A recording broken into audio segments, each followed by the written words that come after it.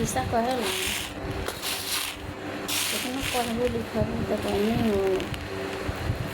खाना तो बनाही पड़ी। हाँ खाना तो बनाही पड़ी ना। केतना तो पढ़बू लिखबू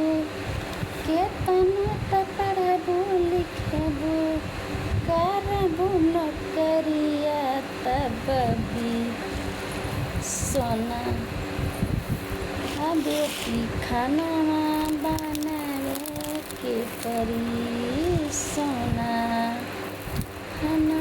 बनावे के परी। माई त कहेली बेटी केतना त पढ़बू लिखबू करबू नौकरिया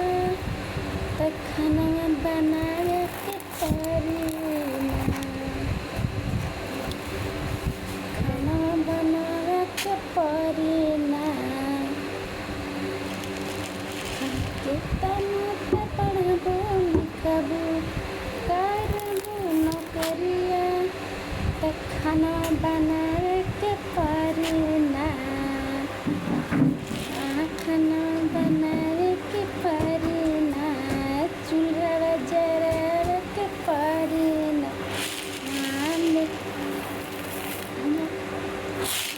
जाने जाओ कितना पढ़ाओ लिखाओ अपन बेटी के कितना पढ़ लिख के कुछ हो पेलो बाहर चूल्हा तो जराव करी न खाना बनाव करी न है न। संस्कारी है लेकिन तुमको कितना पढ़ल लिखल बर्तन मासल घर दुआर सहारल अपन माई बाप के सेवा करी अपन माई बाप के सेवा कर लेला अपन सास ससुर के सेवा कर लेला। सेवा में मेवा मिलेला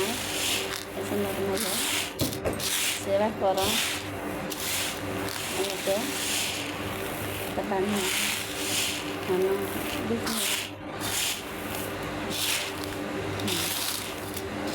हम अपने माई घर रहनी ना तो पहले हमारे माई के यहाँ काट रखे न तो हम रखिए हमारे भौजाई जेठ रही सुन हमार बहन जेठ रही तू हम खाना बनात रहनी बाद में हमारे पेट गोड़ लगता हमारा बुखार लगता तो हमारे माई कहीं हो छोड़ दे ना बना छोड़ दो बना के हम तो भाग जम खेले खतरा नहीं बनाते रहनी नखरा बना दो अपना घर आई तो बाबू केतना दुखावा भई रहेला कोहर मोहर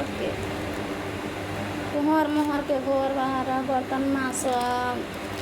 खाना बनाओ। हाँ कोहर सब कर बर्तन मार के कुछ भैया का होता एगो ऊ जमाना रहे अपने माई घर पे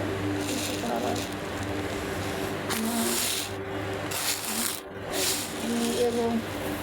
माई के सादा कितना घी में बोले रही कितना के घी में बोले रही कि घी से नहवाओ तो नहीं बोले बनी तो वो माई नहीं कहाई आ कैसनो अपन माई रही